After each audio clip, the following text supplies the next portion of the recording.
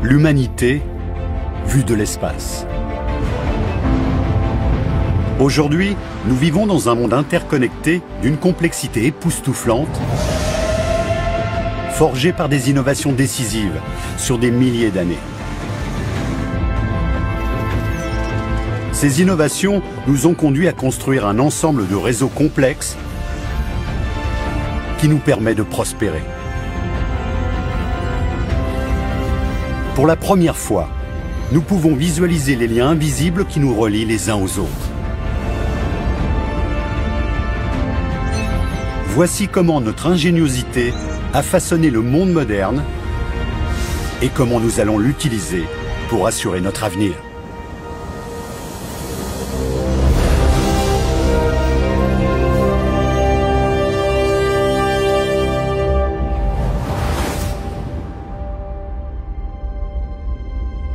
Notre voyage commence à une époque où moins de 5 millions de personnes peuplaient la Terre.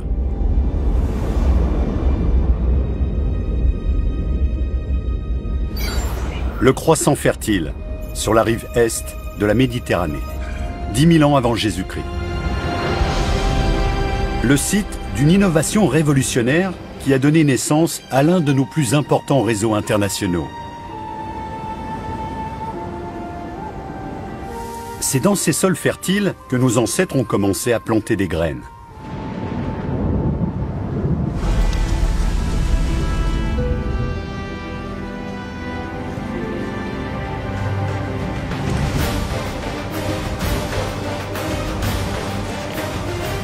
La plantation de graines revêt une importance capitale dans l'histoire de l'humanité parce que c'est une façon totalement différente de se nourrir.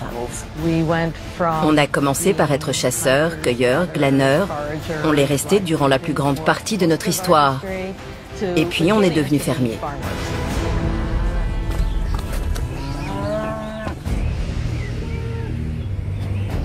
Mais l'agriculture ne s'est pas cantonnée au Moyen-Orient.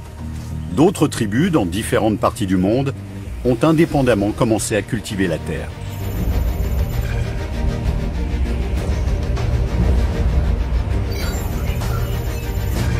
Au Mexique, les Olmecs ont planté du maïs il y a environ 9000 ans.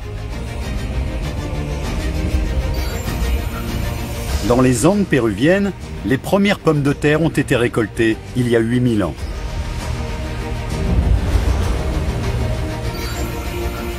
Les premiers grains de riz ont été semés dans la vallée de la rivière des Perles en Chine il y a 7000 ans.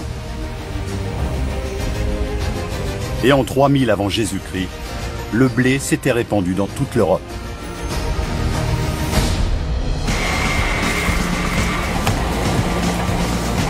L'agriculture reste l'activité humaine la plus importante de toutes. La possibilité d'observer la Terre depuis l'espace permet de voir notre énorme empreinte sur la planète. Nous utilisons 10% de la surface de la Terre pour nos cultures et plus du double pour l'élevage de notre bétail.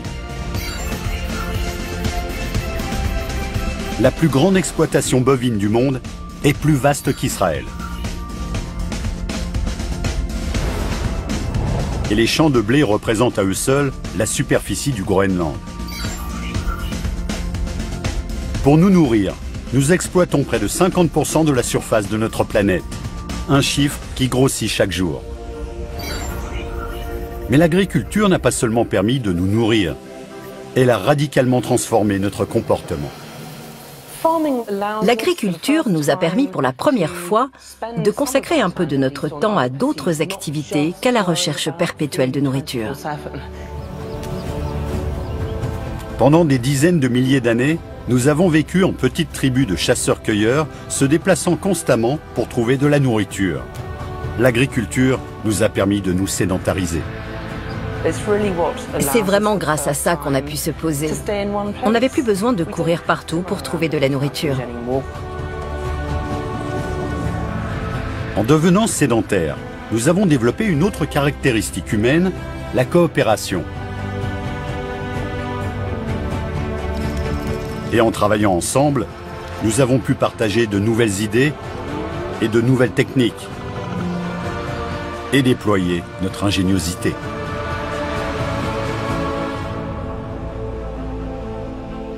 Ils ont pu se spécialiser et jouer un nouveau rôle dans la société. Ils sont devenus charpentiers, tisserands ou forgerons. C'est à travers ce processus, basé sur l'agriculture, qu'on a pu fonder des civilisations complexes et compétentes. Avec nos nouveaux savoir-faire, nous avons créé les toutes premières civilisations, dont on peut encore voir les vestiges aujourd'hui dans des régions où nous avons appris pour la première fois à cultiver la terre.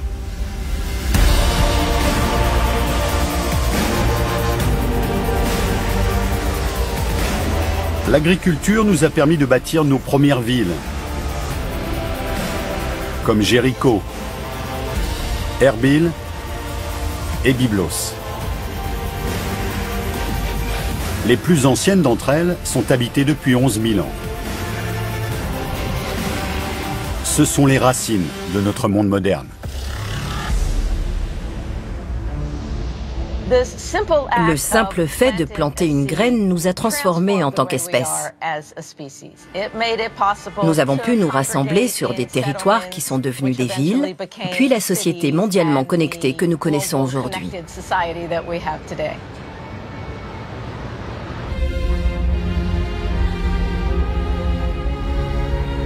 Depuis l'espace, on peut voir à quel point nos villes modernes sont devenues immenses.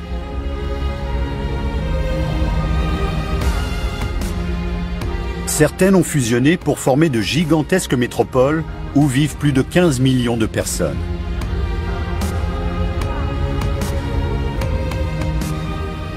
On peut voir les grandes métropoles depuis les Appalaches, en passant par la côte est des États-Unis, jusqu'aux montagnes et aux glaciers du Canada, et tout ça en une seule vue. En 90 minutes, on se retrouve en orbite autour de la Terre et on peut voir l'impact de l'homme tout autour de nous. On se rend compte que l'homme s'est approprié toute la planète. Aujourd'hui, plus de 500 villes à travers le monde comptent plus d'1 million d'habitants. Le plus surprenant, c'est que cet essor incroyable des villes modernes a débuté il y a seulement 250 ans. Dans l'histoire de l'humanité, les villes ont longtemps été l'exception. Il n'y avait que très peu de villes en général. La plupart des hommes ont vécu dans la nature pendant des milliers d'années. Qu'est-ce qui a stimulé la croissance de nos mégalopoles? La réponse réside dans l'ingéniosité d'un seul homme, dont l'idée toute simple a révolutionné le monde. Une idée qui a mené à l'une des migrations les plus massives que l'humanité ait connues.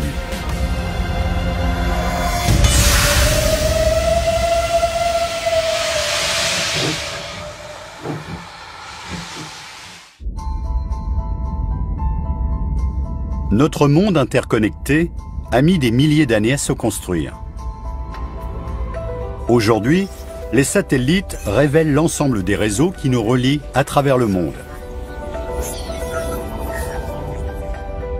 Et notamment les villes. Les populations des premières villes sont restées sédentaires pendant des milliers d'années. Mais il y a 250 ans, un homme a eu une idée qui a révolutionné notre monde.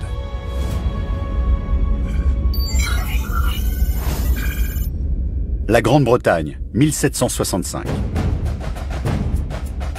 Alors que la plupart de nos ancêtres travaillaient dans les champs, l'ingénieur écossais James Watt a entrepris d'améliorer une invention récente.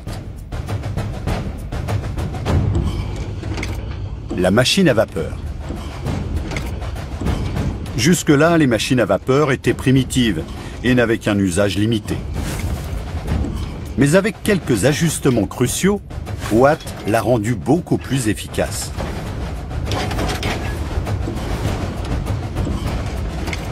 Il a libéré le potentiel incroyable de la vapeur.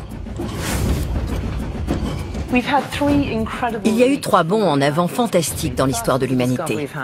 D'abord la maîtrise du feu, ensuite l'agriculture et enfin l'exploitation de la vapeur pour produire de l'énergie.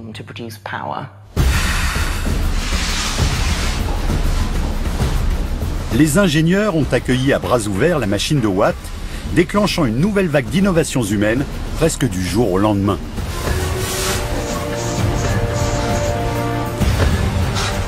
Tout à coup, une seule pompe à vapeur a pu remplacer un attelage de 500 chevaux dans une mine de charbon.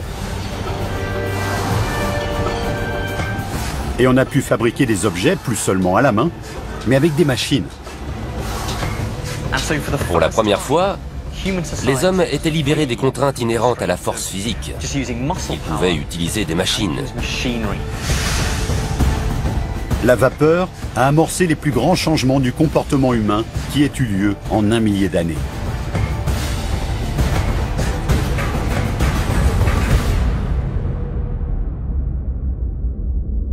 La ville la plus touchée a été Manchester, en Angleterre.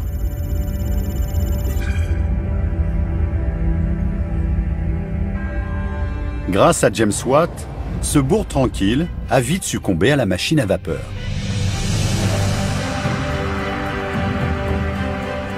Des dizaines de milliers de personnes ont quitté la campagne pour trouver du travail dans ces nouvelles usines.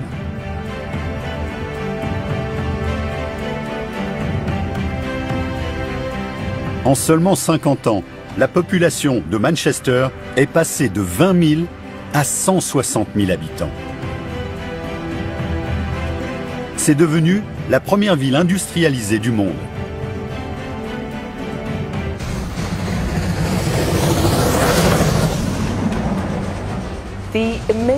C'était quelque chose d'incroyable. Les villes pouvaient grandir autant qu'elles le voulaient, puisque le chemin de fer leur apportait tout ce dont elles avaient besoin. De la nourriture, du charbon, des gens. Elles ont poussé comme des champignons. Ces innovations ont elles-mêmes transformé le comportement humain et l'histoire de l'humanité. Le monde s'est ouvert à nous.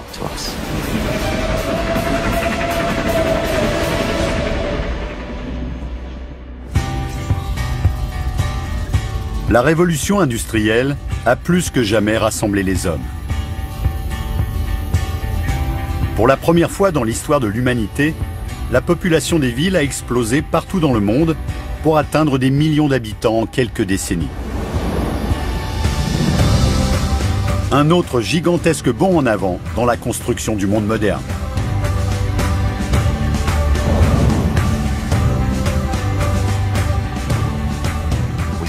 On l'a vu en Inde, en Chine, à Tokyo.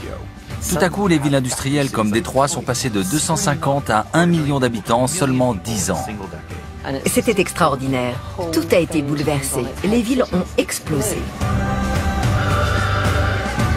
La révolution industrielle a provoqué l'une des plus grandes migrations que le monde moderne ait connue. En 1800, seuls 3% de la population mondiale habitait en ville. Et puis il y a eu la machine à vapeur, le chemin de fer, la révolution industrielle, et ce chiffre a grimpé en flèche. L'homme est entré dans l'ère urbaine. Actuellement, il y a 1,2 million de personnes qui migrent vers la ville chaque semaine dans le monde. C'est extraordinaire. Ces déplacements ont abouti à un moment unique dans l'histoire de l'humanité. En 2006, nous sommes arrivés à un moment extrêmement important de notre histoire. Cette année-là, c'est la première fois que les villes sont devenues plus peuplées que les campagnes.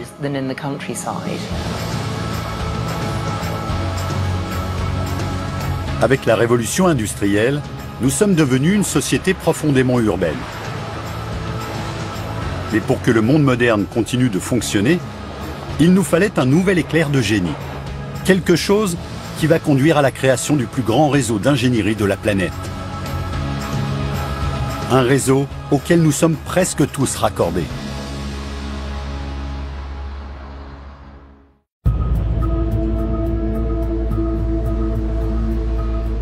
Nous avons construit un monde où notre technologie s'étend à toute la planète, reliant des milliards de personnes entre elles. Depuis l'espace, nous pouvons voir les conséquences de notre ingéniosité. 28 octobre 2011, base de l'armée de l'air de Vandenberg, Californie. 3, 2, main engine start, 1, 0, and liftoff of the Delta II with the NPP satellite. La NASA a lancé le satellite Suomi. Il a été conçu pour étudier la météo du monde entier.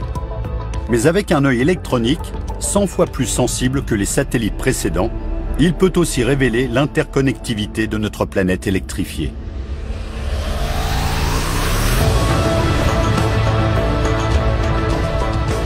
Voici la bille noire.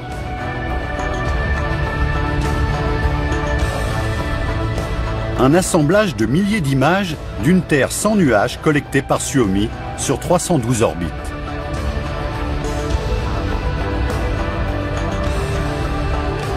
Il montre presque toutes les lumières de nos villes.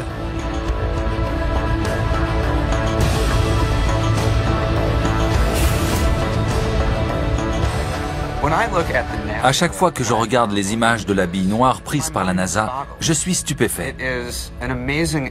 C'est une illustration incroyable de l'impact de l'électricité et de notre réseau électrique sur l'espèce humaine.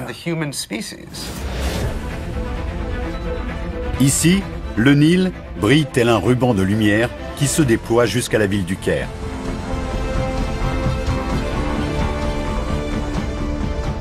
Là, les lumières de centaines de chalutiers qui pêchent dans leurs eaux territoriales révèlent une frontière invisible créée par l'homme.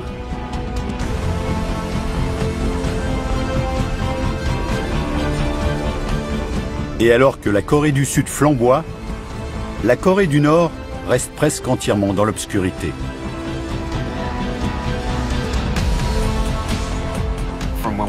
Du matin au réveil, la journée au travail, jusqu'au soir dans notre lit, presque tout ce qu'on fait implique l'utilisation de l'électricité. Quelle invention révolutionnaire a permis d'illuminer notre monde moderne?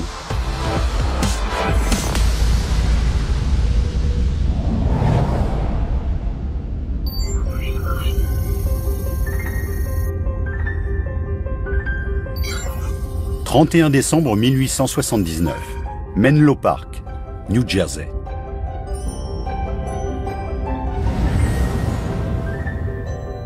L'inventeur Thomas Edison a présenté sa version améliorée de l'ampoule électrique.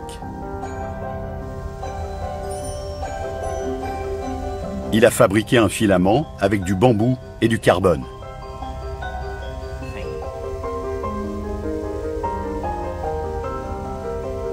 Son ampoule brille plus et dure plus longtemps que n'importe quelle autre ampoule avant elle. Elle éclaire plus de 1000 heures. Mais une ampoule ne sert à rien sans source d'énergie. Il fallait faire venir l'électricité depuis la centrale électrique jusqu'où on en avait besoin, dans les maisons et les usines. Et pour ça, il fallait un autre type d'invention.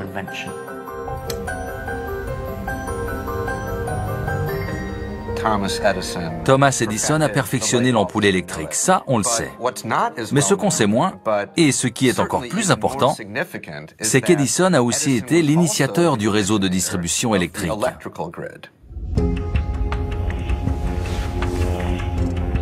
Edison a construit un petit réseau de câbles électriques pour acheminer l'électricité jusqu'à une centaine de ces nouvelles ampoules dans le sud de Manhattan. C'est le premier réseau électrique au monde. Grâce à cette brillante idée, les réseaux électriques vont se généraliser de façon phénoménale en seulement un siècle.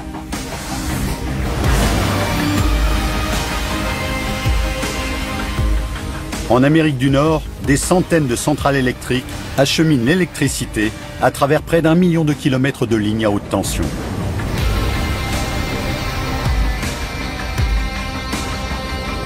Ces lignes à haute tension raccordent des milliers de villes et plus de 300 millions de personnes au réseau électrique nord-américain.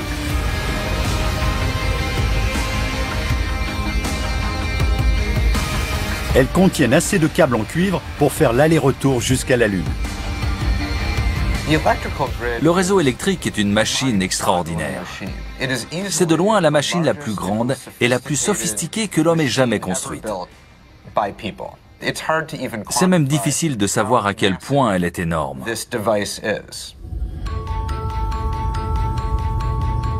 Aujourd'hui, le monde entier possède un réseau électrique. 47 000 km de câbles acheminent l'électricité à travers toute l'Australie. En Inde, c'est le double. Le réseau de la Russie possède 117 000 km de câbles. En Europe, 300 000 km de câbles relient 23 pays différents.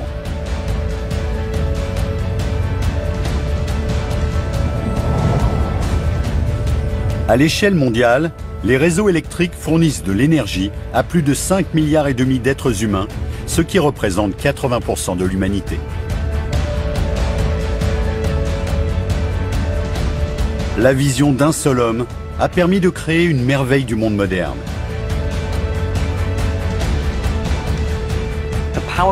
Le réseau électrique est l'une des technologies les plus complexes que l'humanité ait jamais créées et étendue au monde entier. L'électricité est la sève du monde moderne. Et le réseau, ce sont ses veines.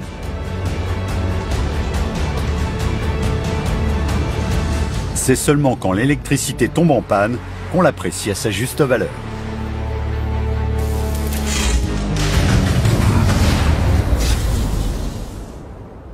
Tout à coup, la vie s'arrête.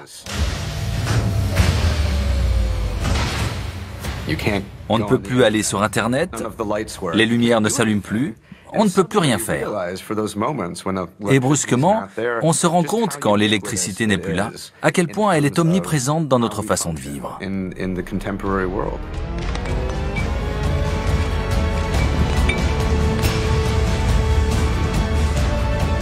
Pour faire fonctionner ce monde moderne, nous dépendons de deux substances que nous allons chercher au bout du monde. Des ressources dont nous ne pouvons plus nous passer et sans lesquelles le monde d'aujourd'hui n'existerait pas.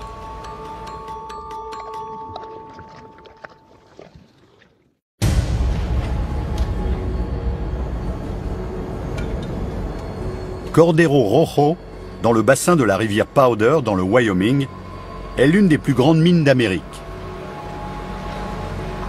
C'est un vaste trou dans le sol qui s'étend sur près de 2 km. Ici, certains des engins les plus grands jamais construits déplacent des milliers de tonnes de terre chaque jour à la recherche de charbon. Je pense que beaucoup de gens seraient surpris d'apprendre que la majeure partie de l'électricité produite à travers le monde vient du charbon.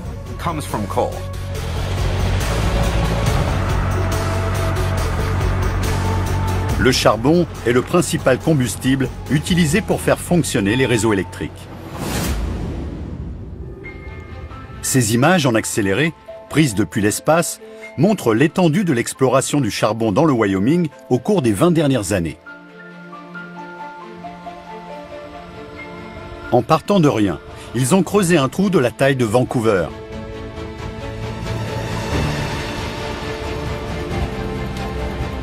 Mais ce gigantesque complexe de mines fournit moins de la moitié des besoins en électricité des États-Unis.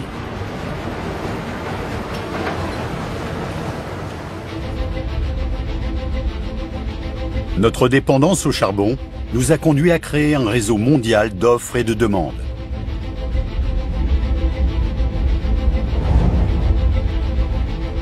L'Indonésie est le plus grand exportateur de charbon au monde. Le pays en vend chaque année 30 millions de tonnes au Japon.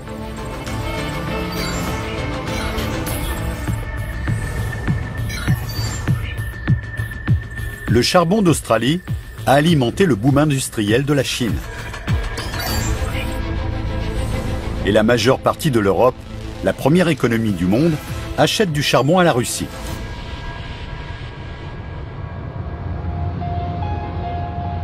Quand il s'agit de produire de l'électricité, le charbon est roi. Mais il ne suffit pas pour répondre à notre demande en électricité. Dans le monde, nous utilisons assez d'électricité chaque jour pour alimenter un foyer américain moyen pendant plus de 5 millions d'années. Pour répondre à la demande, nous avons construit un vaste réseau de centrales électriques. Plus de 2300 centrales au charbon génèrent 41% de notre électricité. 439 centrales nucléaires en fournissent 10%.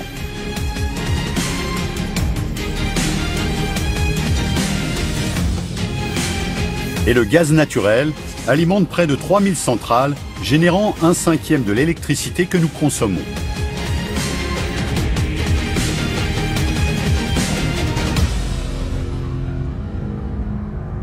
Mais toutes ces ressources naturelles sont loin de rivaliser avec une autre ressource, le pétrole.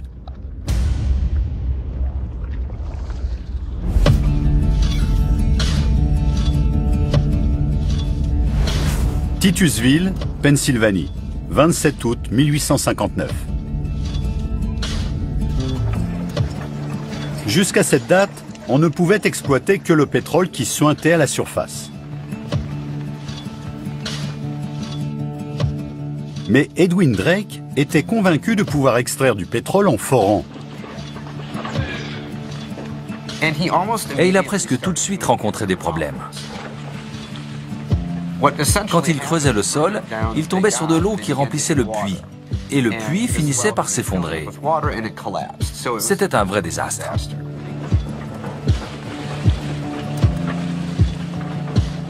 Les gens ont commencé à l'appeler Drake le fou parce qu'ils pensaient vraiment qu'il était fou. Personne n'avait jamais réussi à faire ce qu'il faisait. Drake n'a pas abandonné. Il a utilisé des tuyaux en fer pour consolider les parois de son puits. Et devinez quoi? Ça a marché. Il a réussi à forer jusqu'à 20 mètres de profondeur et à extraire du pétrole de son puits. Là, les gens ont arrêté de croire qu'il était fou. Avant Drake, on utilisait le pétrole qu'à petite échelle pour le chauffage et la lumière. Son ingéniosité donne un nouvel exemple de la façon dont une petite innovation peut radicalement changer l'ampleur des entreprises humaines. Le forage a permis d'extraire et d'exploiter le pétrole comme jamais. Le moment où Drake a réussi à forer le sol et où le pétrole a jailli a été un tournant fondamental dans l'histoire de l'humanité. Aujourd'hui, notre quête de pétrole nous emmène aux quatre coins du monde. Dans des endroits aussi reculés que l'Alaska ou le sud de l'Australie.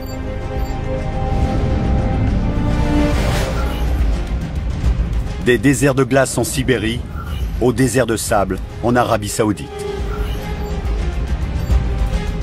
À l'échelle mondiale, nos 3500 plateformes pétrolières extraient près de 4 millions de barils de pétrole toutes les heures, ce qui fait 67 000 barils à la minute. En seulement 150 ans, nous avons extrait près de 1000 milliards de barils de pétrole de la Terre. Sans le pétrole, nous serions cloués sur place. C'est ce qui permet aux avions, aux voitures et aux bateaux de continuellement sillonner le globe. Mais le pétrole fait tellement plus que nous permettre de nous déplacer. Grâce à notre ingéniosité, nous avons trouvé d'autres moyens de l'utiliser. Des moyens que même Edwin Drake n'aurait jamais pu imaginer. Presque tous les produits qu'on utilise chaque jour sont liés d'une façon ou d'une autre au pétrole.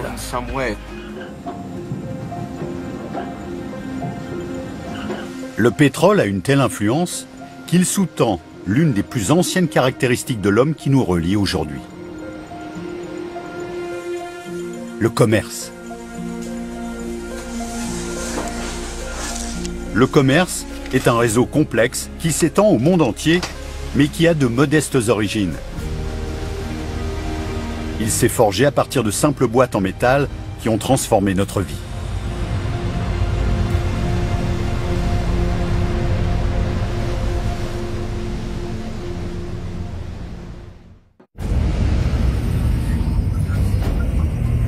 Notre monde repose sur de vastes réseaux mondiaux. Des millions de kilomètres de routes et de voies ferrées, des milliers d'avions parcourant le globe et des milliers de bateaux sillonnant les océans.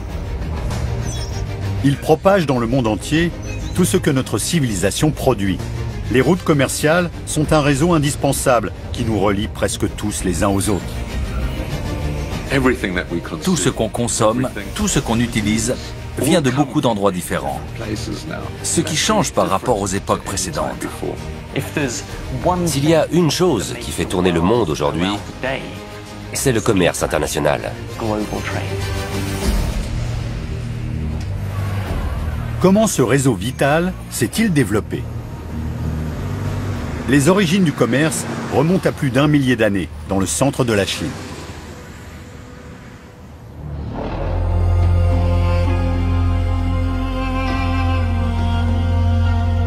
Les Chinois sont les pionniers du commerce.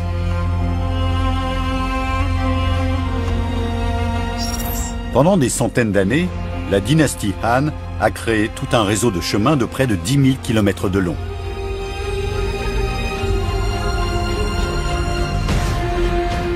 C'est ce qu'on appelle la route de la soie. Parcourant plusieurs continents, la route de la soie est le tout premier réseau de routes commerciales intercontinentales.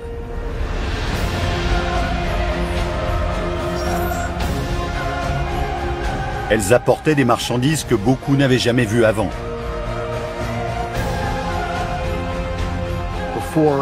Avant l'introduction de la soie dans l'Empire romain, ils n'avaient que du lin et de la laine rêche et fripée. Pour eux, la soie, ça a été une révélation. Ils en étaient dingues.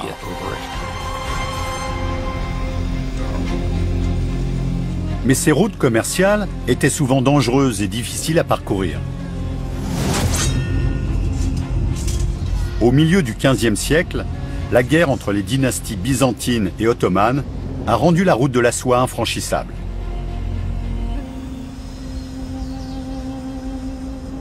Mais le commerce entre l'Orient et l'Occident était trop lucratif pour être abandonné. Il fallait une route alternative vers l'Extrême-Orient.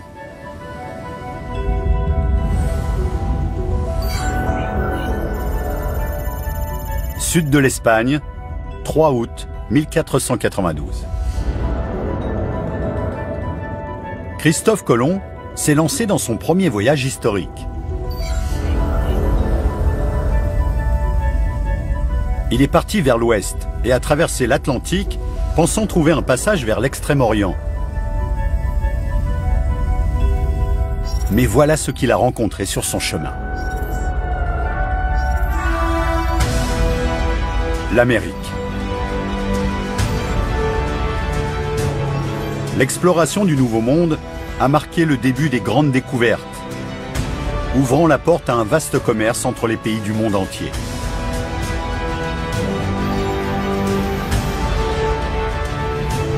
Les flottes de bateaux qui ont sillonné le globe pendant les 150 années suivantes ont tracé la voie vers de nouvelles terres dans l'hémisphère nord et dans l'hémisphère sud.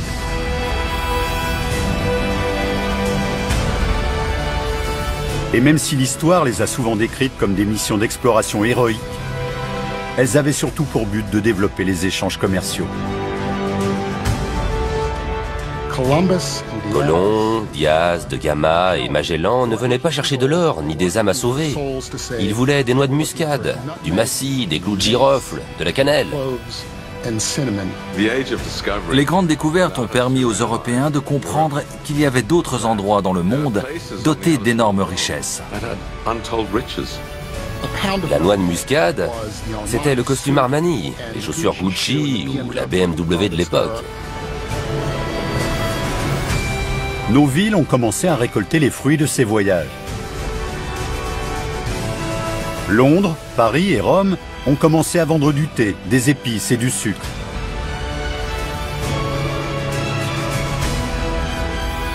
Le café est apparu à Amsterdam et à New York. Les premières routes maritimes ont fait la richesse des ports par lesquels elles passaient, jetant les bases des réseaux du commerce international actuel.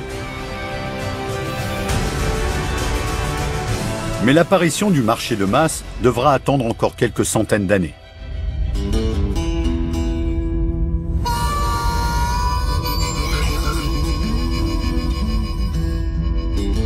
Le port Newark Elizabeth, New Jersey, 26 avril 1956.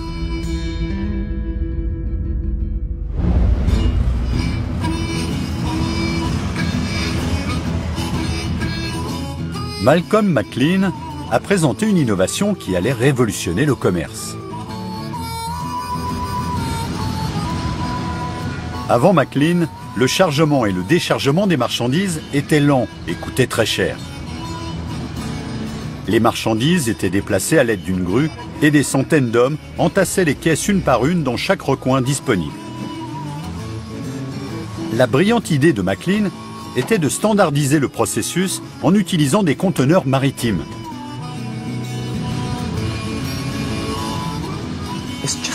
C'est juste des boîtes. Mais les conteneurs maritimes vous donnent une unité, une taille uniforme partout dans le monde, ce qui permet de tout adapter en fonction d'eux. L'espace sur les bateaux, les grues, les camions de transport.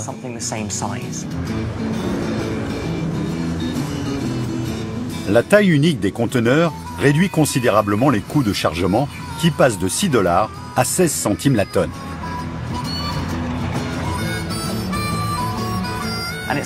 C'est cet incroyable gain d'efficacité qui a permis de réduire les coûts de transport des marchandises et de rendre le commerce international beaucoup plus rentable.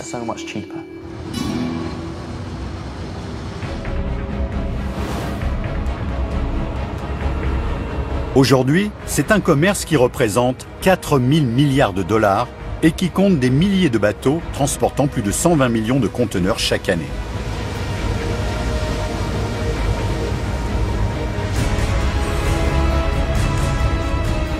Depuis l'espace, un ensemble de satellites de localisation mondiale suit les déplacements de cette immense flotte. Des milliers de couloirs de navigation enveloppent les océans.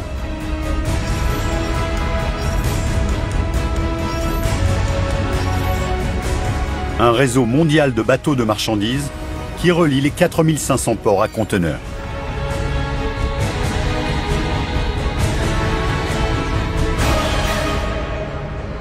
Pour comprendre à quel point les conteneurs maritimes ont changé votre vie, allez dans le supermarché du coin.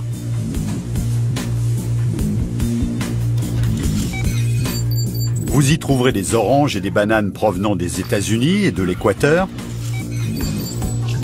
du poisson provenant de Chine, du bœuf provenant d'Argentine ou des amandes provenant du Maroc. Une telle diversité de produits serait inimaginable sans les transports maritimes.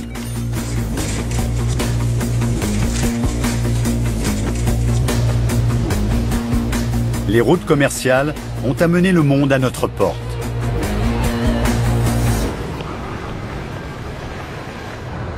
Mais il n'y a pas que les marchandises qui sont constamment en mouvement.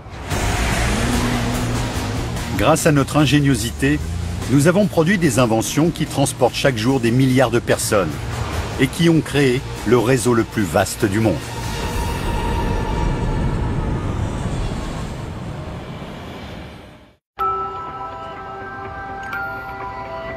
New York, l'une des plus grandes villes de la planète.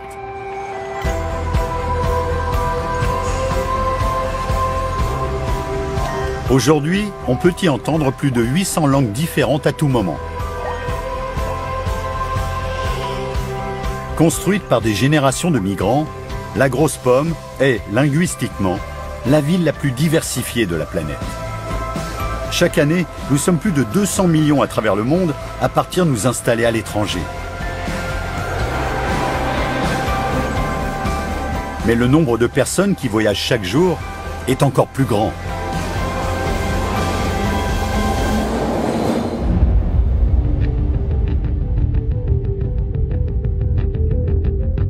À chaque instant, 1/5 de l'humanité est en train de se déplacer. Se frayant un chemin à travers un réseau complexe de routes et de voies ferrées. De voies navigables et de voies aériennes. Les transports nous ont ouvert le monde et nous ont permis d'aller pratiquement où on veut, quand on veut. Mais il y a à peine un siècle, toute cette infrastructure n'existait pas. Nos ancêtres ont mis des milliers d'années à quitter l'Afrique. Ensuite, il a fallu attendre encore des milliers d'années pour pouvoir naviguer autour du globe. Aujourd'hui, on le fait tout le temps, tous les jours. Comment sommes-nous devenus aussi mobiles? La réponse réside dans l'innovation. 1er octobre 1908. Détroit, Michigan. L'industriel Henry Ford a mis au point la ligne d'assemblage pour pouvoir produire sa voiture en série, la Ford T. Il a ainsi pu réduire ses coûts de production et rendre sa voiture accessible à l'Américain moyen.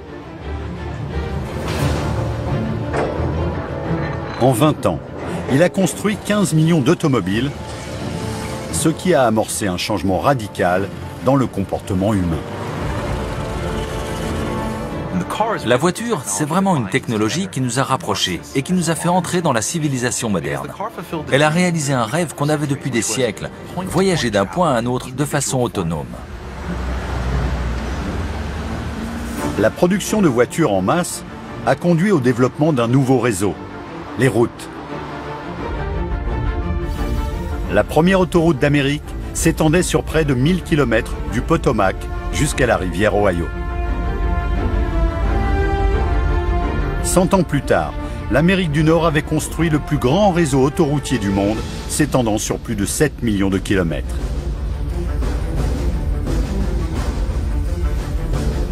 À l'échelle mondiale, plus de 56 millions de kilomètres de routes relient les villes, les pays et même les continents.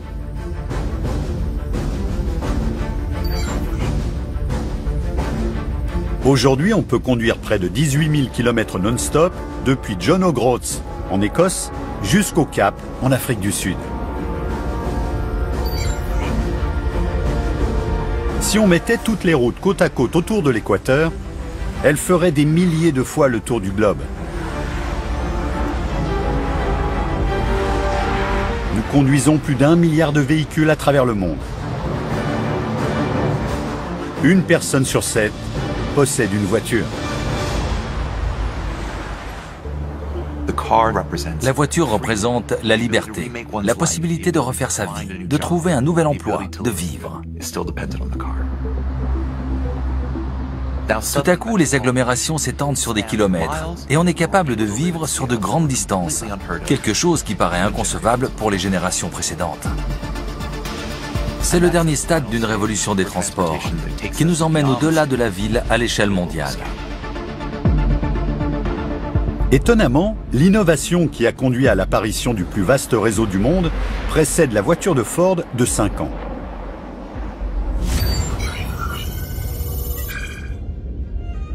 Kitty Hawk, Caroline du Nord, 17 décembre 1903.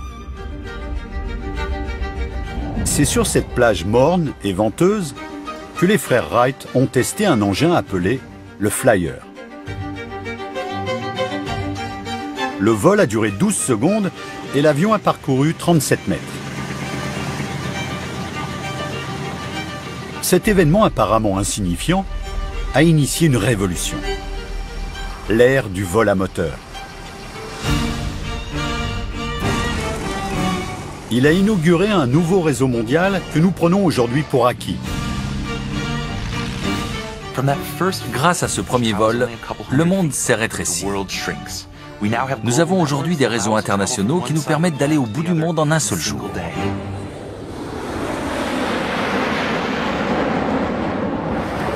En utilisant les données GPS et radar, nous pouvons visualiser tous les avions qui traversent le globe chaque jour.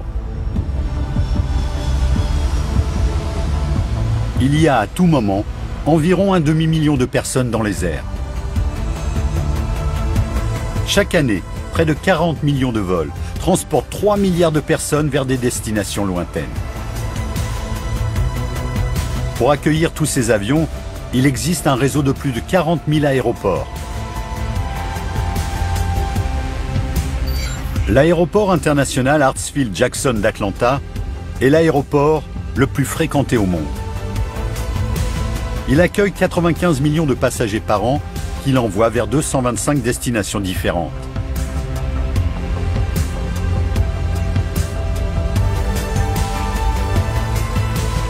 Aujourd'hui, l'aviation fournit une image fascinante des déplacements humains.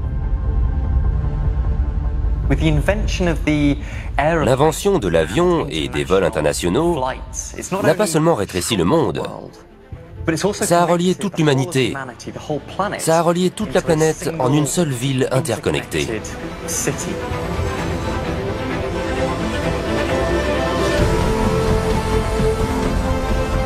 On peut maintenant atteindre 90% de la planète en moins de 48 heures.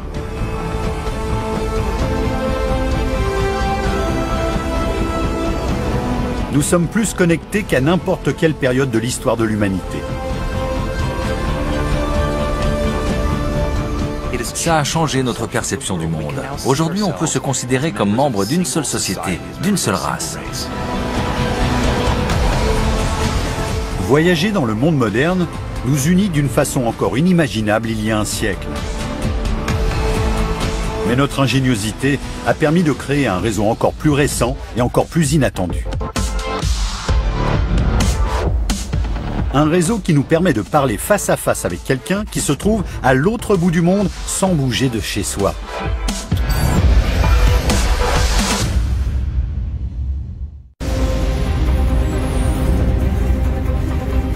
Aujourd'hui, nous sommes des milliards à posséder des ordinateurs miniatures. Il y a 50 ans, une calculatrice avec la même puissance de traitement aurait rempli votre salon. Maintenant, avec les avancées de la technologie, ces ordinateurs ont rétréci jusqu'à tenir dans la main. Les smartphones ont complètement changé la façon dont fonctionne notre société, avec des conséquences incroyables. En appuyant sur un bouton, nous pouvons partager notre vie avec n'importe qui, presque n'importe où dans le monde. Chaque jour, nous envoyons 182 milliards d'emails et 500 millions de tweets. Nous prenons 70 millions de photos avec Instagram. Et on like plus de 3 millions de messages sur Facebook. Nous pouvons diffuser une pensée ou une idée en un instant.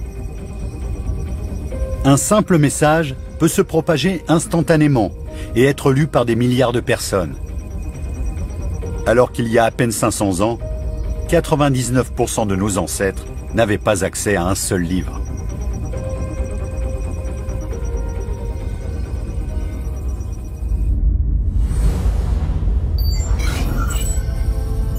Mayence, Allemagne, 1450. Pendant des siècles, les livres et les textes sacrés étaient imprimés avec ces lettres en bois. Chaque lettre était méticuleusement sculptée et chaque page imprimée une par une. Jusqu'à ce que le forgeron Johann Gutenberg ait une idée très simple. Il a fabriqué des lettres en plomb. Les lettres en métal peuvent être moulées plutôt que sculptées, ce qui faisait gagner énormément de temps. Avant 1450, il fallait 2 semaines, voire 1 mois pour imprimer un livre. Grâce à Gutenberg, on pouvait imprimer un livre en 1 heure. La presse de Gutenberg a rendu l'imprimerie 100 fois moins chère, ce qui a engendré un changement monumental dans le comportement humain. Quand les livres sont devenus plus accessibles, les gens ont eu envie d'apprendre à lire et à écrire.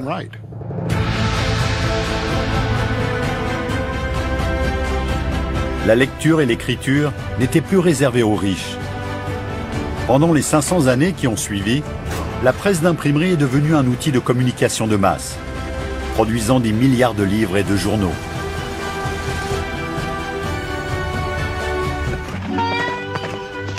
Les livres et les journaux sont restés le moyen de communication le plus rapide pendant plus de 200 ans. Mais ils ne pouvaient pas aller plus vite que leurs transporteurs. Aux États-Unis, il mettait plus d'une semaine à aller de la côte Est à la côte Ouest.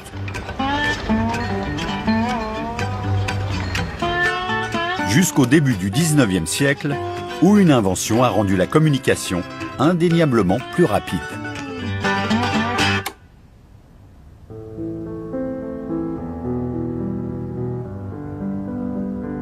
Le télégraphe électrique.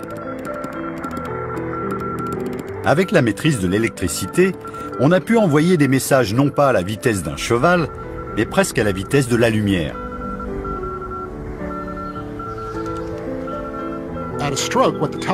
Le télégraphe a permis de réduire le temps de transmission de ville en ville de plusieurs jours ou plusieurs semaines à quelques secondes. Mais le véritable défi du télégraphe, ce n'était pas de connecter un pays, mais plusieurs continents.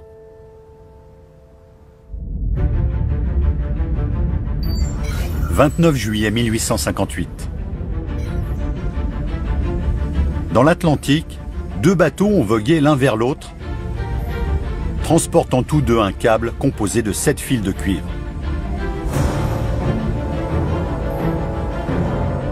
Une fois à la même hauteur, ils ont doucement et prudemment relié les câbles entre eux, créant la première ligne télégraphique transatlantique.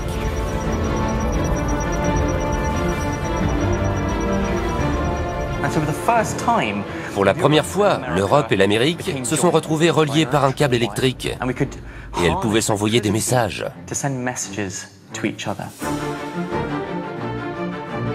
Le 16 août 1858, la reine Victoria a envoyé un télégramme au président Buchanan.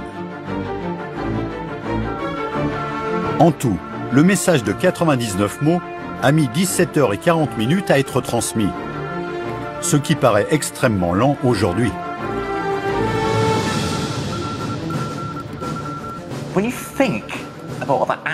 Ces pays pouvaient désormais communiquer à travers ce vaste océan beaucoup plus rapidement que s'ils s'étaient envoyé une lettre par bateau. Ça a permis de réunir ces deux continents. C'était une prouesse phénoménale pour l'époque. Aujourd'hui, plus de 800 000 km de fibres optiques sous-marines relient tous les continents de la Terre. Ce réseau de communication a doublé ces 5 dernières années. L'Asie du Sud-Est, Moyen-Orient, Europe de l'Ouest 3 est un bijou de technologie. C'est un câble sous-marin qui s'étend sur près de 39 000 km et qui relie 33 pays, de la Belgique au Japon. L'équivalent de 200 milliards de mots sont envoyés par ce câble à chaque seconde. Si on voulait prononcer tous ces mots, il faudrait commencer à l'époque de Jésus et parler jour et nuit, sans dormir, sans s'arrêter, sans manger, et on serait toujours en train de parler.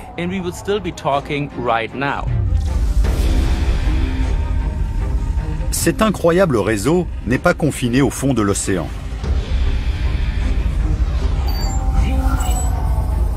Environ 56 millions de kilomètres de câbles parcourent toute l'Amérique.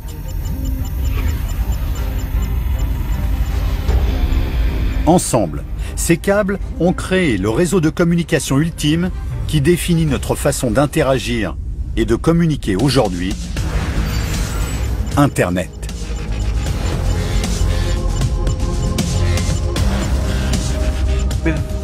Avec tous ces réseaux de données et Internet, pour la première fois dans l'histoire de l'humanité, nous pouvons communiquer avec n'importe qui, n'importe où dans le monde, et n'importe quand.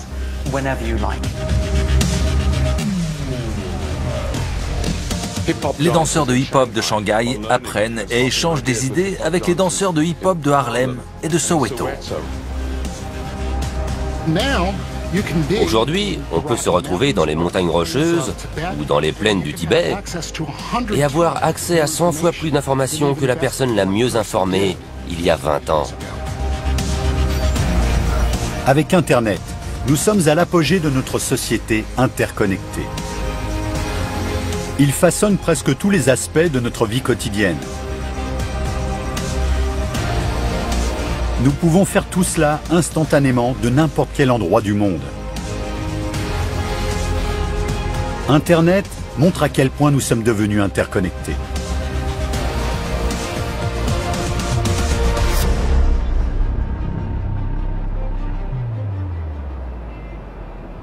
Nous avons fait du chemin depuis 12 000 ans. Guidés par des innovations révolutionnaires, nous avons construit un réseau mondial d'une complexité extraordinaire.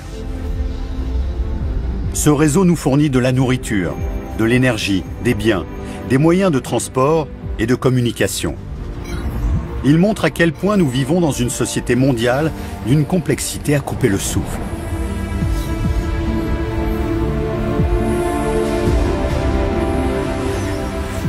Mais cette richesse de données permet bien plus. Elle peut nous servir à voir l'avenir, en révélant les défis considérables auxquels nous serons confrontés pour nourrir et alimenter en énergie notre population qui se développe à toute vitesse. Elle peut aussi servir à créer des innovations audacieuses qui assureront notre avenir sur Terre.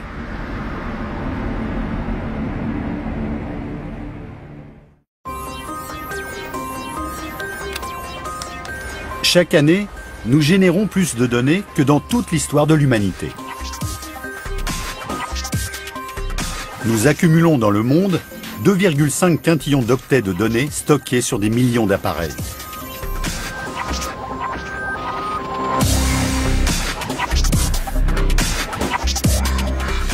Si vous vouliez stocker toutes ces données sur des CD-ROM, ça donnerait 7 ou 8 piles de CD qui iraient jusqu'à la Lune.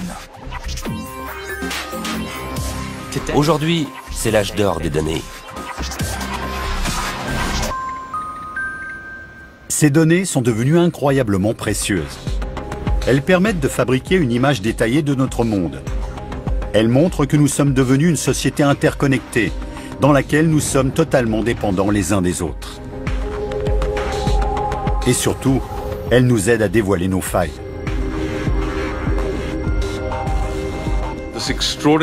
Cette extraordinaire intensité et richesse de données nous permettent pour la première fois de mieux appréhender l'avenir et de pouvoir anticiper les conséquences de nos actions.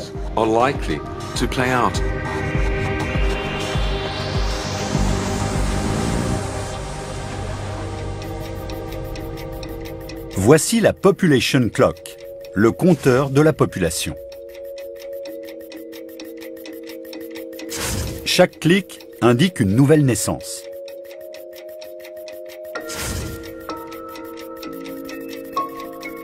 Chaque jour, il y a 200 000 personnes de plus sur la planète. La planète compte aujourd'hui 7,3 milliards d'habitants. Comment avons-nous atteint ce chiffre? Et jusqu'où peut-il aller?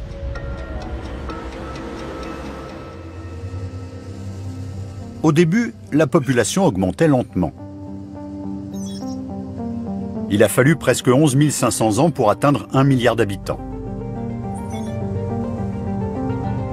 Mais seulement 130 ans pour atteindre le double.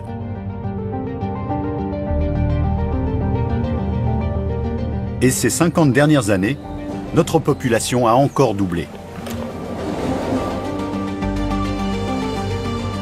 Notre réussite nous a placés sur une pente irréversible. En 15 ans, notre population aura atteint les 8 milliards d'habitants. Et en 2050, on prévoit de passer à plus de 9 milliards.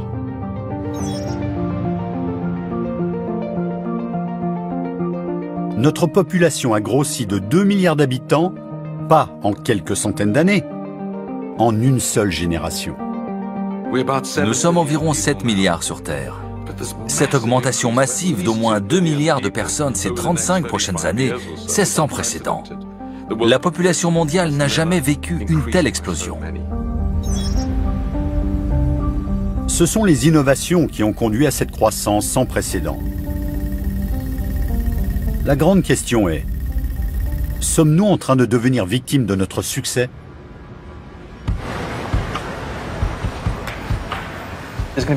Nous aurons de gros défis à relever dans un avenir proche.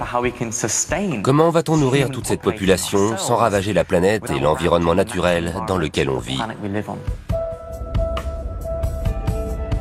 Ces défis tournent autour de la nourriture. La nourriture, c'est la vie. Sans cela, on meurt. Je ne peux pas faire plus simple. La nourriture, c'est la vie. De l'eau. Tout ce que les hommes font nécessite de l'eau. Que ce soit pour irriguer les cultures qui nous nourrissent ou pour faire fonctionner nos industries, on a besoin d'eau. Et de l'énergie. Comment va-t-on s'attaquer à ce problème pour maintenir les lumières allumées et faire fonctionner nos véhicules?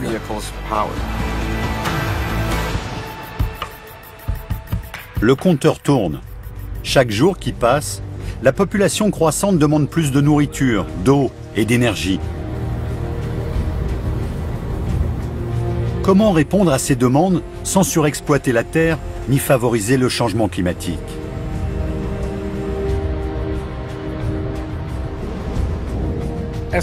En tant que scientifiques, nous savons que le climat change naturellement. Mais aujourd'hui, la contribution de l'homme couplée à ce changement naturel, c'est comme une loupe qui amplifie le bouleversement climatique. On ne pourra pas vivre comme ça éternellement. Il va falloir trouver des solutions alternatives. Le problème est déjà là.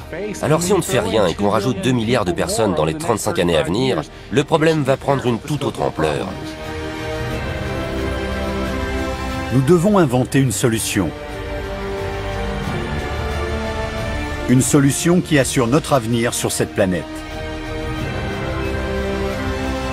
Et toutes les informations que nous avons collectées sur nous-mêmes peuvent nous aider.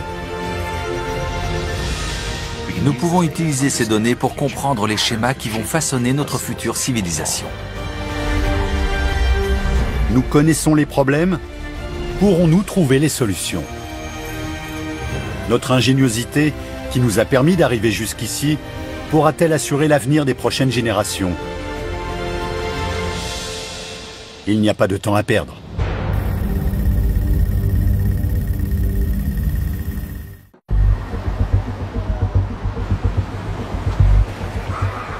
L'ingéniosité de l'homme a permis à la population de croître comme jamais.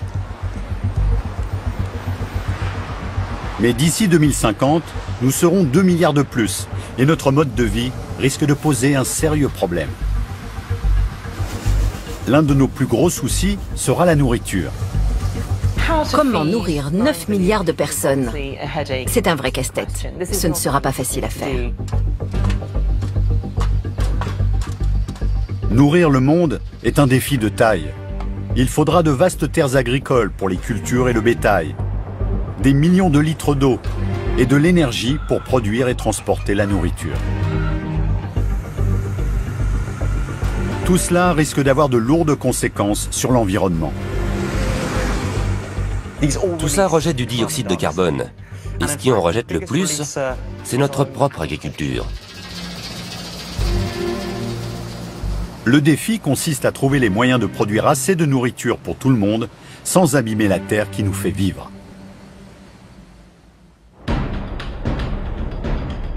Imaginez, vous avez un magnifique jardin qui contient toute la nourriture dont vous avez besoin pour une année. Fantastique! Et maintenant, imaginez que chaque année, votre jardin rétrécisse d'1 mètre. Oui, vous pourrez faire face pendant un temps, mais au final, vous aurez un problème. Aujourd'hui, nourrir un Américain moyen nécessite près d'1 hectare de terre. Mais en 2050, 1 hectare de terre devra sûrement nourrir non pas 1, mais 4 Américains.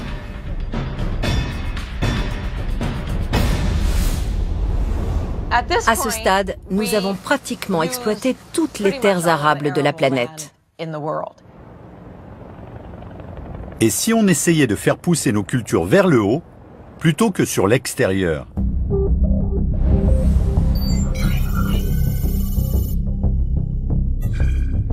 Chicago, sur les rives des Grands Lacs.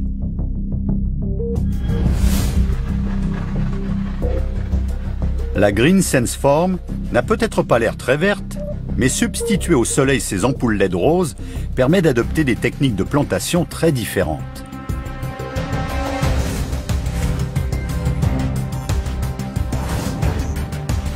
Il s'agit ici d'une ferme verticale, ce qui permet de réduire la quantité de terre utilisée de 90% et d'avoir non pas une, mais 26 récoltes par an.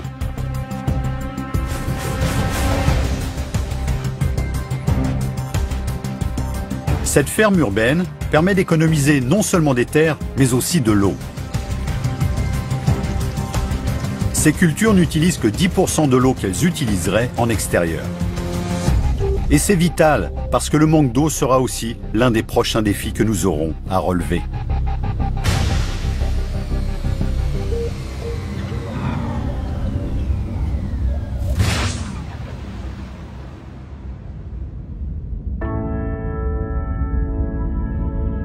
Depuis l'espace, on voit tout de suite que la Terre est composée majoritairement d'eau. Mais elle est en grande partie inutilisable. Sur Terre, il y a 97% d'eau salée et seulement 2,5% d'eau douce. Et la quantité que nous pouvons exploiter est encore plus restreinte. La majeure partie de l'eau douce se trouve sous forme de glaciers ou dans des nappes phréatiques trop profondes pour être pompées. Il ne reste qu'1% d'eau utilisable, ce qui en fait une ressource très limitée.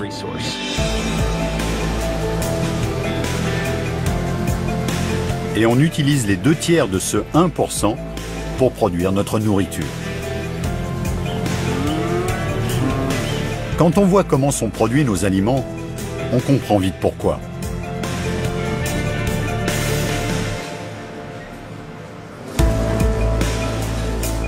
Faire pousser 2-3 pommes de terre nécessite 25 litres d'eau en moyenne. La salade nécessite environ 140 litres d'eau. Ces 2 œufs, encore 270 litres. Et ce steak, plus de 2000 litres d'eau.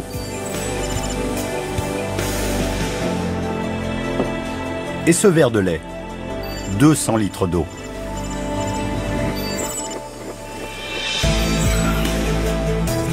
En tout, il faut environ 2600 litres d'eau pour produire ce repas.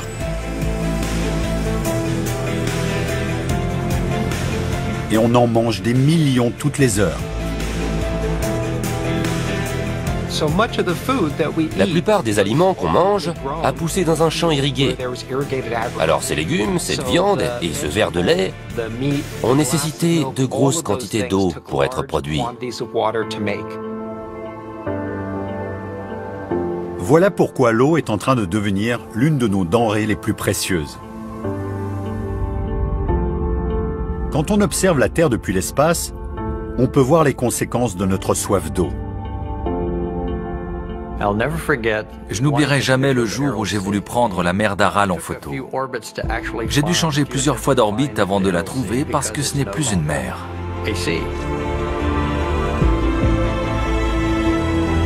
Plus de 30 000 km de canaux et 45 barrages ont volé l'eau de la mer d'Aral.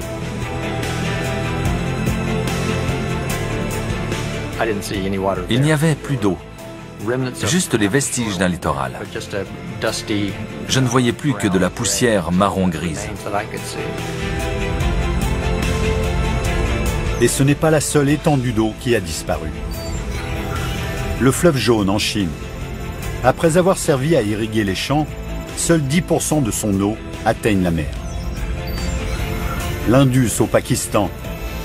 Il ne reste plus que 10% d'eau dans la rivière. Et aux États-Unis, seuls 10% des eaux du Colorado atteignent le Mexique. Cultiver la terre en préservant le sol et l'eau est primordial. Des fermes, comme la Green Sense Farm, ont de l'avenir devant elles. Et d'autres innovations offrent des solutions prometteuses.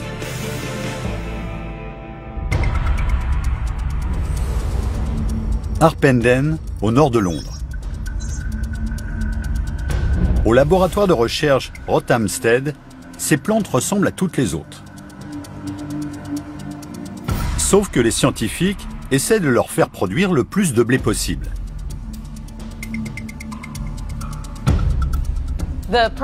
Pour accroître les récoltes, on a d'abord essayé d'augmenter les rendements, c'est-à-dire d'augmenter la quantité de nourriture produite sur la même surface.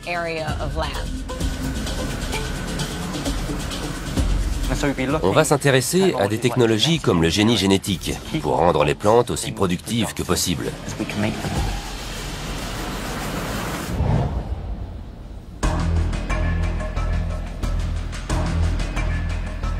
Ces plantes sont mieux cultivées.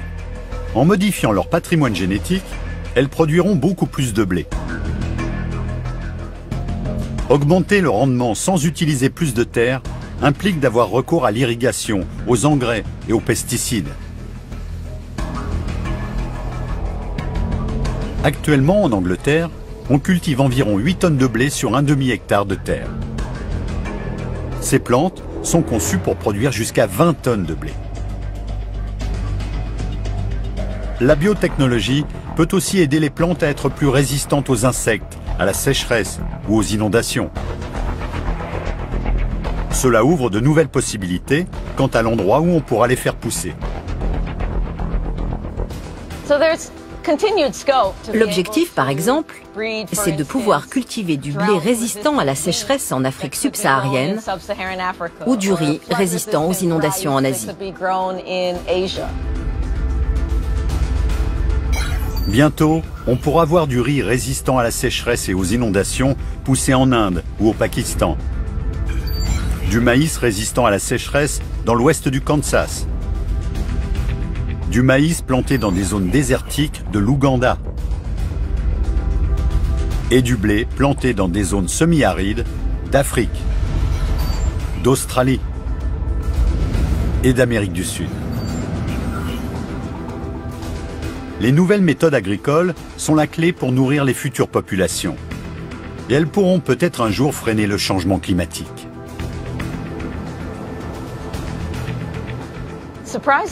Étonnamment, l'agriculture produit un quart des gaz à effet de serre d'origine humaine qui sont libérés dans l'atmosphère.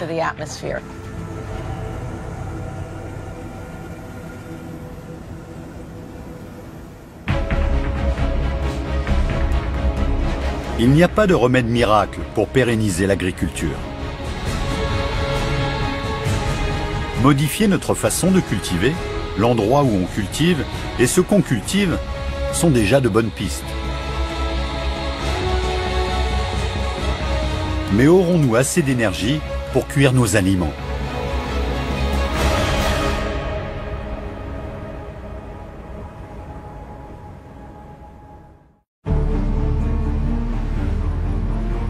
La plupart de nos activités quotidiennes nécessitent de l'énergie. Produire, se déplacer, manger, s'amuser. Alors que la population va atteindre les 9 milliards d'habitants, nous aurons besoin d'encore plus d'énergie. La question est, y en aura-t-il assez ? Il y a 300 ans, la révolution industrielle a initié une migration de masse. Depuis, nous sommes toujours plus nombreux à nous installer dans les villes. Pour l'instant, il y a environ 3,5 milliards de personnes qui vivent dans les villes. Et selon les prévisions, en 2050, il y en aurait 7 milliards, le double. C'est une transition d'une ampleur inédite. Ce qui est incroyable, c'est que nous allons construire plus de villes dans les 40 prochaines années que dans toute notre histoire. Cette croissance urbaine massive aura sûrement un énorme impact sur nos vies.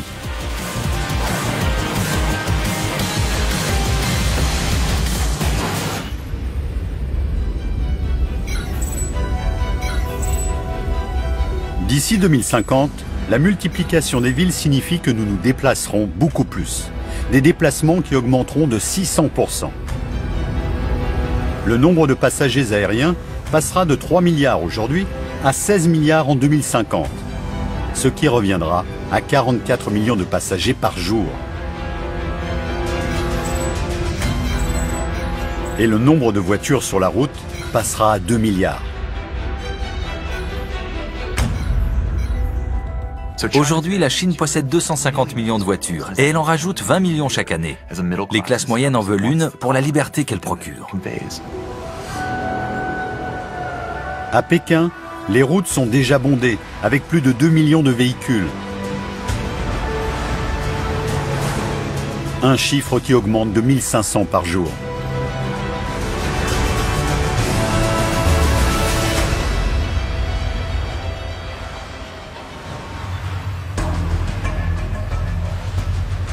Nos besoins en énergie aussi vont sûrement grimper en flèche. Ils devraient doubler d'ici 2050.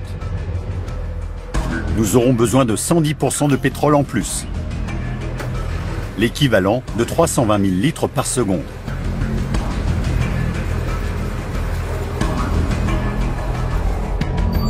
Et nous construirons plus d'1 millier de nouvelles centrales à charbon de par le monde pour répondre à la demande en électricité.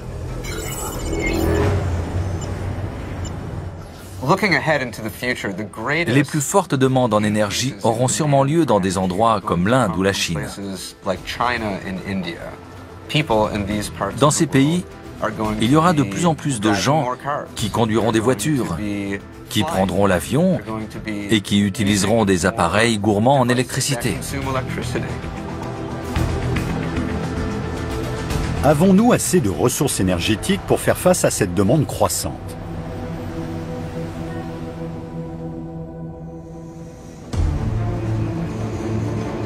Au rythme auquel nous consommons le pétrole, nous aurons épuisé nos réserves d'ici environ 50 ans. Le charbon pourrait être notre bouée de sauvetage au siècle prochain. Nous en aurions sûrement assez. Mais si nous utilisons ce qui reste de ces ressources, nous risquons d'aggraver notre situation. Il reste beaucoup de charbon dans le sous-sol. Mais si on brûle ce charbon pour générer l'énergie dont on a besoin, on risque d'accélérer le changement climatique. Ce n'est pas une bonne solution. Si on utilise des combustibles fossiles, on pourrait ajouter 300 milliards de tonnes de dioxyde de carbone dans l'atmosphère d'ici 2050, ce qui multipliera les effets du changement climatique.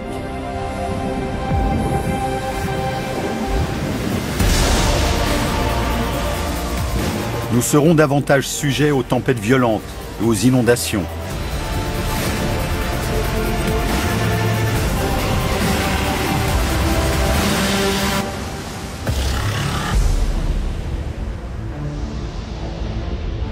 Prenez l'Asie du Sud-Est. Ces 35 prochaines années, la population dans les villes côtières va sûrement grimper en flèche. Et il risque d'y avoir davantage de victimes en cas d'onde de tempête ou de montée des eaux. Dans le monde, les submersions marines menacent d'envahir jusqu'à 1 milliard de personnes d'ici 2050.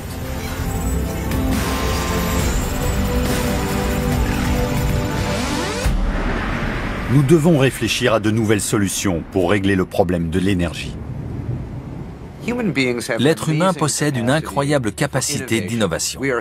Nous sommes de formidables inventeurs, des créateurs. Et nous avons déjà commencé à créer des technologies et des machines qui nous fourniront des solutions alternatives pour créer et exploiter l'énergie. La centrale électrique Ivanpah, située dans le désert californien, est la plus grande centrale solaire au monde.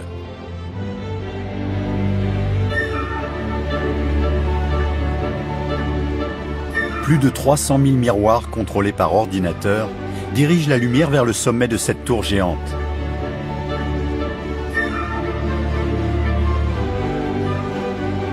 La tour transforme l'eau en vapeur brûlante qui actionne les turbines générant de l'électricité.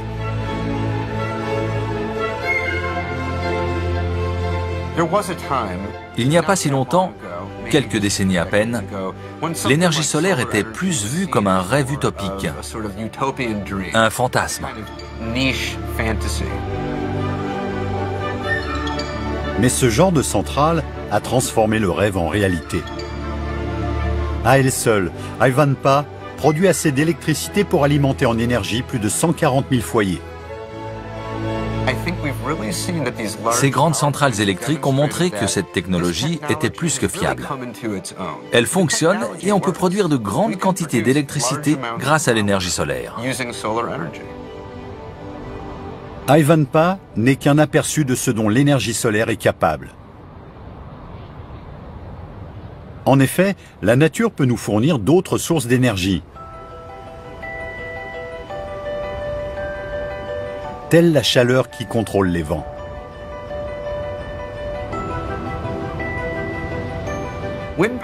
L'énergie éolienne est sûrement l'énergie renouvelable la plus réussie de toutes. Elle est présente dans le monde entier. Aujourd'hui, il y a des pays qui tirent une part importante de leur énergie grâce à l'énergie éolienne. Chaque année, le soleil fournit assez d'énergie pour répondre 20 000 fois aux besoins des pays du monde entier. Si nous nous tournons vers le soleil pour nous fournir en énergie, notre avenir sera-t-il radieux ?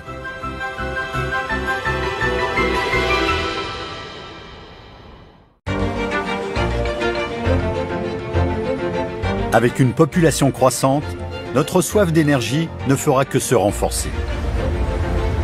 Mais si nous voulons freiner le changement climatique, nous ne devons plus être dépendants des combustibles fossiles. Le Saint Graal pour notre avenir proche, c'est l'énergie du soleil.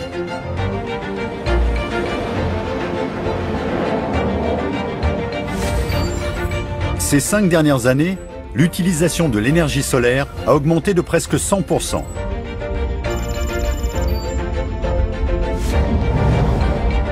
La Chine peut aujourd'hui produire quasiment 400 gigawatts d'énergie renouvelable à tout moment. Plus du double de la consommation d'énergie totale de l'Afrique. Au Canada, l'utilisation de l'énergie éolienne a augmenté de près de 2000% en 10 ans. Elle peut alimenter 1,5 million de foyers et d'entreprises. Le tout en ne libérant qu'une très faible quantité de gaz à effet de serre. Bien avant de commencer à extraire du charbon du sol ou à forer des puits de pétrole, on se reposait essentiellement sur l'énergie du soleil. Je pense qu'à l'avenir, on reviendra à la case départ et on comptera à nouveau sur le soleil pour produire notre énergie.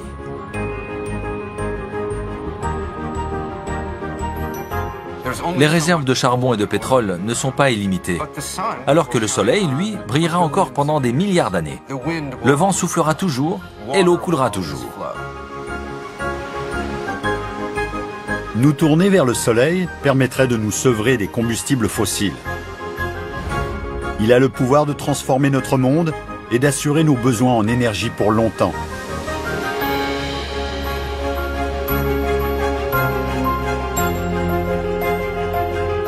Alors, avons-nous un avenir radieux devant nous ?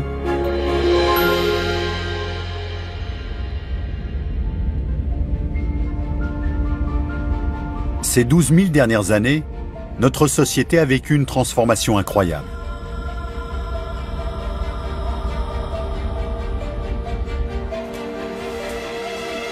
De nomades disséminés sur le territoire à la construction du monde moderne.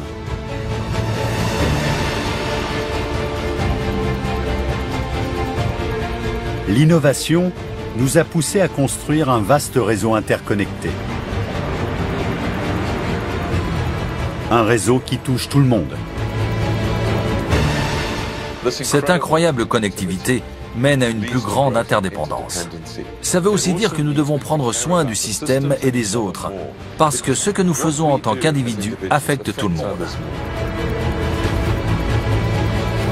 Aujourd'hui, nous avons la possibilité de voir la façon dont nous sommes tous connectés. Tout ce que nous faisons au quotidien génère de grandes quantités d'informations. En les réunissant, nous pouvons nous voir comme jamais auparavant, à une échelle mondiale. Comment nous nous déplaçons, nous mangeons, nous échangeons. Et si on veut comprendre n'importe quel aspect de notre monde moderne, il suffit d'un clic. Voici la planète d'une complexité époustouflante que nous avons créée.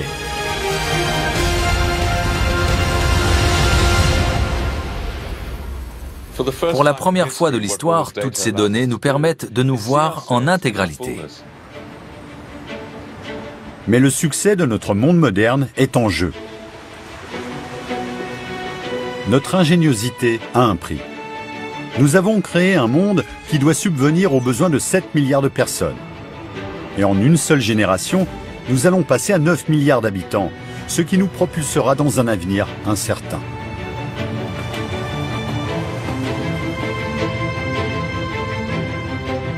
En tant qu'espèce, nous allons certainement faire face à de redoutables défis dans les années à venir. Mais notre civilisation a déjà triomphé de l'adversité. Dans notre histoire, à de nombreuses reprises, nous nous sommes unis et nous avons relevé les défis ensemble. C'est la même ingéniosité qui nous a amenés jusqu'ici et sur laquelle nous pourrons compter à l'avenir. Nous avons montré à travers les âges que nous sommes capables de relever des défis mondiaux grâce à la technologie et à notre matière grise. Nous sommes inventifs à un point qui nous surprend nous-mêmes. Interconnectés, nous avons le pouvoir de joindre nos forces et d'affronter l'avenir ensemble, non pas en tant que nations individuelles, mais comme une seule société mondiale.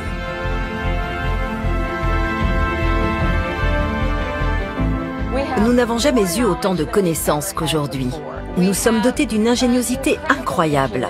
Nous avons la capacité de partager notre savoir, de le diffuser et de le mettre à profit. On a tellement de données, tellement d'informations. Ce serait une tragédie si on ne les utilisait pas correctement, et nous devons apprendre à les utiliser.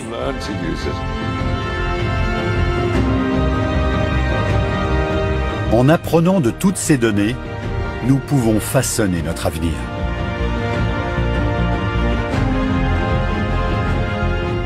Est-ce que j'aimerais vivre dans l'avenir? Quel avenir? Je ne crois pas en un seul avenir. Je veux le construire. Je pense qu'on le construit tous ensemble. J'aimerais vivre dans un avenir encore plus connecté. Je veux appartenir à une société mondiale qui nous relie tous et nous permet de réaliser tout notre potentiel. Et je pense que cet avenir est possible.